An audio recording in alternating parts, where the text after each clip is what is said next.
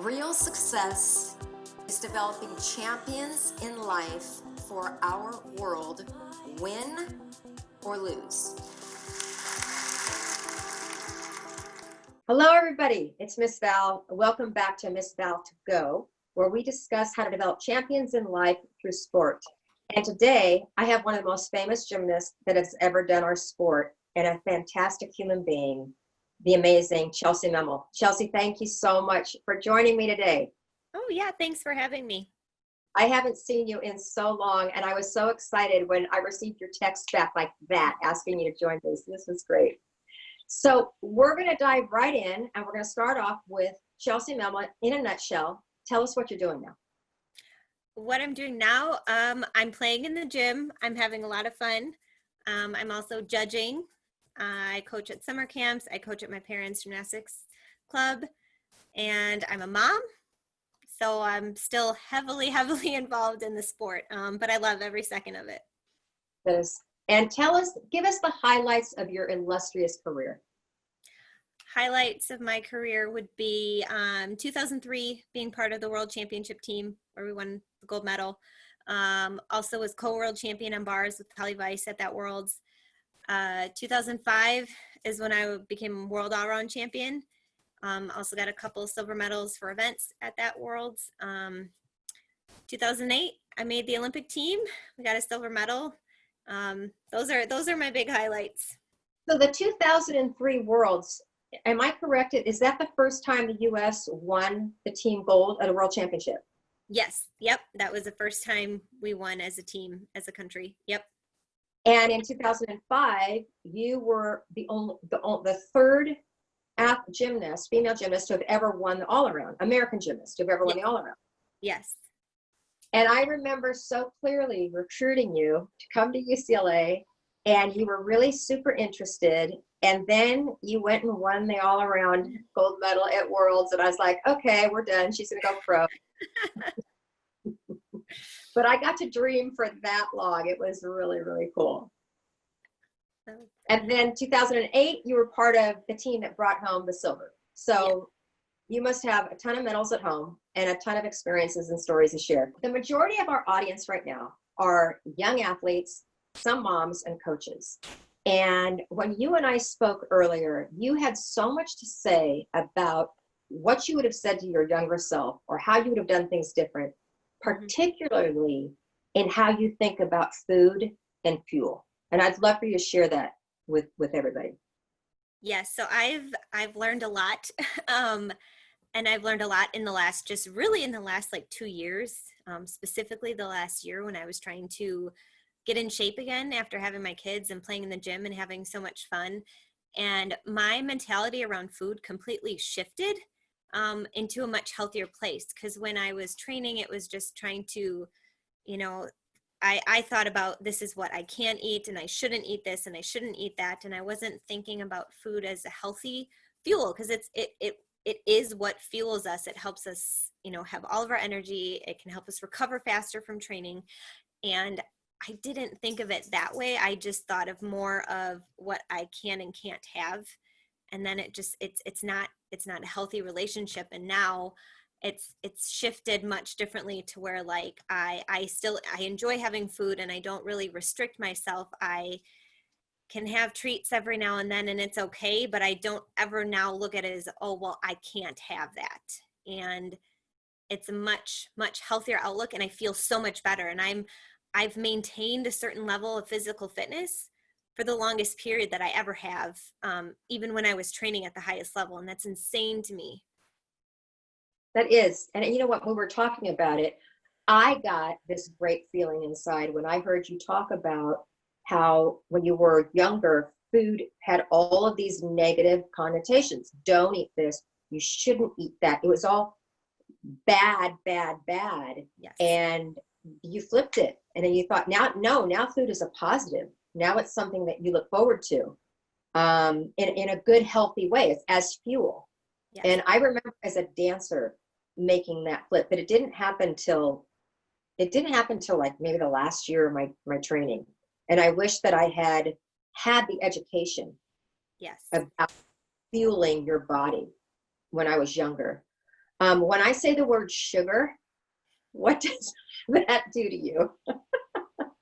Sugar now, when I think of, when you say sugar, I almost think of in like addiction, because I guess you don't, I didn't really realize how much sugar I was eating and how much my body craved it until I challenged myself to go without it for 10 days. And that didn't mean without any kind of sugar. I just didn't have any like added sugar, no extra candy, no sweets. I still had fruits that have natural sugars in them, but I didn't have any of the extra sugars. And that was 10 days of headaches. But then once I got through that, I felt so much better. And I didn't crave it anymore. I didn't feel like I needed sweets, because I used to bring a bag of candy with me on every single trip that I went on. And once I went through those 10 days, I didn't need to do that anymore. So then it's been over a year. Well, I haven't traveled much lately, but it's been a year of traveling, and not having to pack that extra candy, because I don't feel like I need it, and I didn't miss it once I got over that initial period of not having it. What did you notice immediately, like within the first few days? I'm not a candyaholic, like I'm a chipaholic. I love chips.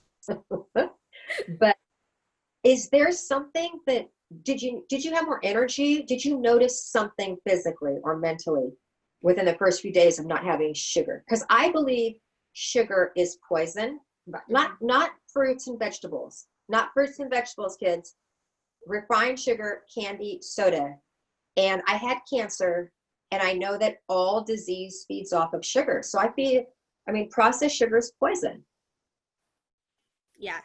Not the first few days, because the most prominent thing, like I said, was headaches, because I also cut out caffeine, because one of my favorite drinks was raspberry iced tea. So I think it was a combination of having less caffeine and not having sugar. So the first few days I did not feel great just because of headaches. But once those like subsided, I did feel better. I felt like I had more energy. And I didn't ever feel like I needed caffeine anymore. It's been a year and like 2 months since I did that, just 10 days. And I haven't had any caffeine since.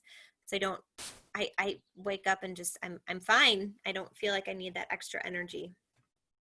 So I know that you're coaching in your parents' gym, M&M Gymnastics and Dance. And do you allow your athletes, or do you encourage your athletes to have snacks during workout? And what are those? It depends on the length of the workout. When we're in there for longer periods of time, we had 10-minute snack breaks so they could, refuel. We suggested healthier snacks, but it was ultimately what they were going to bring. Like I right now I've been eating a lot of Greek yogurt with a little bit granola and pecans in it. And that's been really good. And I don't feel like gross. I can work out again after it, because sometimes stuff just like sits with you. And it doesn't feel good to flip afterwards. Bananas and peanut butter are also like really great to get you ready, or to like, have a little bit extra kick of energy, like if you're in the middle of a workout. But you don't need a lot, but just to have something to give you a little bit more energy, especially for the longer sessions. But it really depends on the amount of time we're in there. So your gym is open, right? We are open, yes. Okay. And I can't begin to imagine the struggles that these kids are going through. Talk to us about that, and what you say to them, and what you would say to the young athletes that are watching right now. Yes, it's been different from each like level and age group. And how much they were doing at home, and it kind of each athlete and each girl has been different. Some have been able to come in and pick things up quickly, some it's taken a little bit longer, and we're kind of letting everybody go at their own pace, and just trying to be really positive about it. Just be like, everybody in the entire world pretty much is in the same boat. Everybody's had the longest amount of time off that you've ever had. So don't expect to come in, and we didn't even allow them to do any of their big skills for the first few weeks, just because that's irresponsible for not being in the gym that long. And don't expect to do that. And don't also expect things might not come easy, and that's okay. So really it's just been trying to have like the positive approach and just be like, it's okay. There is, season is not right around the corner. We're not getting ready for anything. We can take our time coming back. We can allow our bodies to adjust to doing skills again. So the numbers aren't going to be super high. We're going to spend more time than we normally do on conditioning because we're in the gym now and we can do our really specific conditioning to what we need for each event. So it's really just trying to help everyone not get discouraged and just to stay motivated because everybody, like I said, we're all in the same boat. I know that one reason why girls in particular like to do sports is they like to be with their friends.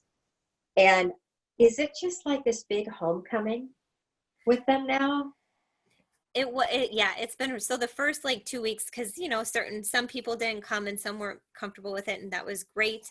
But the first day back, we obviously we didn't start right on time. We let the girls just catch up and just talk to each other. I know a lot of them were texting, whatever, but it's different when you're in person. So taking that amount of time, or that that period of time to let the girls connect again, and I still try to do that a little bit for a few minutes each day before we start, as some people are still coming in, just to allow them just to chat in person, because that, everybody was lacking so much in-person contact, and I think that's so important. It's so important. And I think we've realized that more than ever now. Mm-hmm. I also feel like it would be super important. I keep putting myself back into the place where if I was a coach going back in, what would that be like? Because none of us have ever experienced anything like this. No. And I just feel it's so important to set daily small goals, regardless of what they are, how small they are, and then to really celebrate those little milestones and not get down on yourself. My other question is, are you noticing more pressure coming from the gymnasts themselves to get their skills back, or the parents? Both. It really depends on each individual athlete. Some are just fine. Some are super focused on levels already. Like, what levels are we going to compete? What level are we going to be? What group am I in? And this and that. And it's just like, whoa, we've only been back in the gym. It's not even been a full month since we've even been back. And that's getting so far ahead. Like I said, everybody we're just trying to get back to what we could do and then start working more. So it's just like to kind of take a step back, because our season, like for our compulsory season, has been pushed back. It's not going to start in September. So they have more time. It's not like, oh my gosh, we're going to compete in a month. So there's nothing like that, but it's still trying to be like, it's okay if things don't come back, and we're not going to worry about that right now, because we want to be able to move forward at a pace to avoid injuries or something like that, because we push too much too fast. So is it okay for girls to stay at the level that they were at before COVID, even if they were like ready to take that next step for a different level? Is that okay for them, for their gymnastics journey? Absolutely. That is 100% okay. And it's, like I said, it's going to be different for every person. Every body reacts differently, and that's okay. And ultimately, if you want to do this sport in the long run, staying back one more year, especially when you're younger, is not going to make a difference. And we try to do this too, and also try to get through to the parents that it also shouldn't matter how quickly you can get to level 10. Because I know a lot of people think, if I can get to level 10 right away, I'm going to be set. And that's not necessarily the truth. If you can be successful at the levels, you can do each level for 2 years and then be a rockin' level 10, and colleges are still going to pay attention to you, even if you are level 9 and you are killing it. That's okay. So it's trying to get into everyone's head, and the kids' head and the parents' head, to know that just because you can make it and be a level 10 doesn't mean you have to be. And it's never ever the worst thing to have to redo a level, because then you could just get better and get stronger and be a better competitor. You know what you brought up put me back in when I was coaching at UCLA, and it's absolutely true. If you have someone that is a strong level 9, even they're not strong in the all around, but if they're strong on 1 or 2 events, as a college coach, you're going to hear about them. And it doesn't matter if they're a level 9 and a level 10 or an elite. It's like, I got accused all the time of only recruiting elites. And that simply wasn't the truth. In fact, when you really look at our roster, we had such a huge roster, and it's like the people that were really that foundation of it were strong level 10s that didn't become level 10s until later on in their high school years. And it just makes so much sense. It's like, if you're a young gymnast, you want to be at a level that you can feel confident competing and do well. Mm-hmm. Instead of being at a level higher, which is truly only for bragging rights. So you can say, oh, I'm a level 10 or oh, I'm a level 9. But if you're not confident with that level, you're not going to compete well. And guess what? Then colleges aren't going to look at you anyway. Yeah, it's just you guys, parents, coaches, gymnasts, take your ego out of it. Let it go. Let it go. Let it go. And just really embrace the level and skill level that you should be at, and learn how to compete really confidently and enthusiastically at that level before you go to that next level, right? Yes. There is a phenomenon out there that I've recently I've discovered, and I don't know if it's called CAGJ or if it's called Chelsea's Adult Gymnastics Journey. It's Chellsie Memmel's YouTube channel, and she posts her Chellsie Memmel's Chelsea's Adult Gymnastics Journey. Yes. All the skills that she's been doing going back in the gym. And it is so much fun and so inspiring to watch. And I love all the comments. And so I'm going to ask you a question. It's time to get real with Miss Val and the thousands of people that are watching.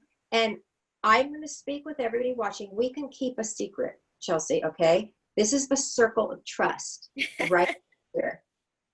Are you going to be making a comeback and to make the team in now what will be 2021? Is this my curveball question? Yeah. I am still, I'm very much pondering that comeback. I have been having so much fun with what I'm doing, and I love doing gymnastics so much, and I think that's coming through in the videos. And there's really no other reason that I would be doing it now if I didn't love what I was doing.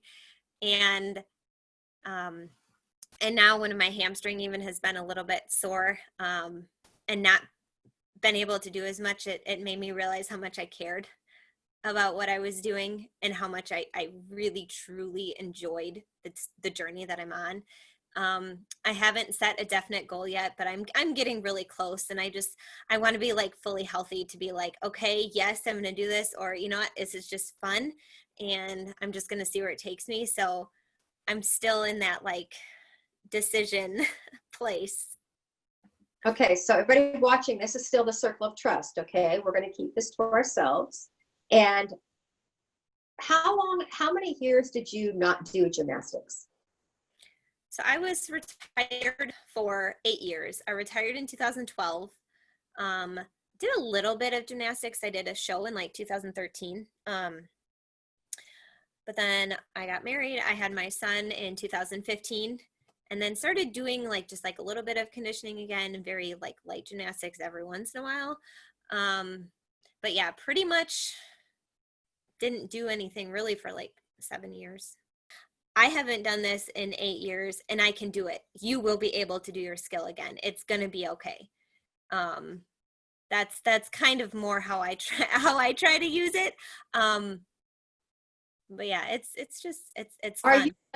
Are you less hard on yourself now when you're trying to get you're trying to get a skill back? No, it's worse probably. Really? Yeah, because I'm still super competitive, especially like in gymnastics. I am super hard on myself and super, just like nitpicky when it comes to things. So I get so annoyed if I make a mistake or if I fall. And also too, I think part of it is because I don't do as many numbers, and I know I can't do as many. So I want to make them count. And when I have a mistake, I'm like,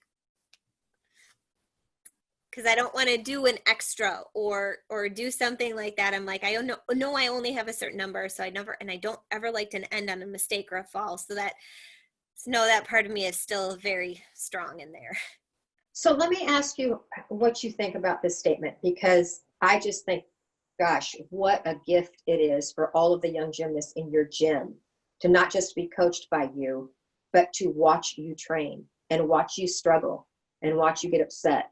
And I believe that the great athletes, when they make a mistake, they get upset and they go brr, and they're super competitive, obviously, but they don't form a judgment on themselves. They don't speak negatively about themselves. They don't say things like, I suck, I can't do this.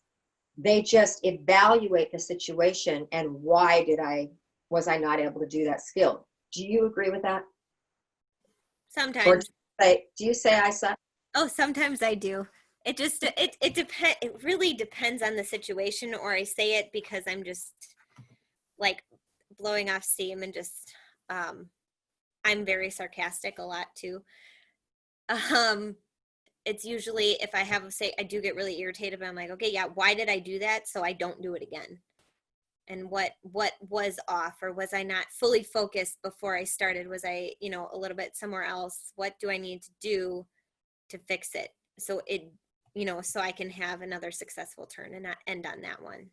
So I'm assuming that you got yourself out of that I suck when you were trying to do the front half on the laser beam.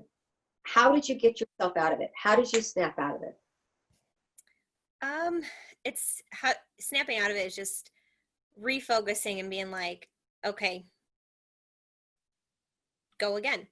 And that's a lot of that came from my parents, and just from all the other things, like the ups and downs in my career. It was like, you have an injury and then you try to just like kind of wallow in self-pity, like, why did this happen to me, this and that. And they let me do that for a short amount of time. Like it's okay to feel that way, and it's okay to mourn, it's okay to be ticked off, it's okay to feel like why me, but for a short period of time. And then you got to turn it around. So I think a lot of it was them, when it was things like that, where it was like, okay, that's okay. This happened. What are you going to do? How are you going to handle this situation? You're going to come out of it stronger? Or are you going to keep up with this kind of attitude that's not going to help you in any way, shape, or form? It's not going to help you get better. This is what you were dealt with. How are you going to respond? So I think for things like that, once you get into a groove, you're having something is off, you take a step back, you take a breather, try it again. Or sometimes I do this with my girls. If it's so off, we move on to another skill to turn their mind off of that skill completely, and then come back to it with a fresh start. That's great. I just love the fact that you're sharing all this like in a real way, where how old are you? I'll be 32. Yay! Congratulations. Happy birthday. What I love about this conversation is the fact that at 32 years old, with all of these world and Olympic medals, you're still going through the same things that all of the young athletes that are watching are going through every day. Definitely. Yep. I love it. And you're having to figure it out. You're having to go through the frustrations. You're going to have to go through the mental talk, the negative talk. You're having to go through that. Okay, I'm done with my pity party. Let's move on. And you are one of the greatest gymnasts in the world going through, guys, she goes through exactly what you go through every day, just like Chellsie Memmel. So I loved going on your YouTube channel, and I loved reading all the comments, because you have been such an inspiration to people. And one of them, I wrote it down here. One of them, his name is Igor something. I couldn't pronounce his last name. And I think this is a brilliant idea.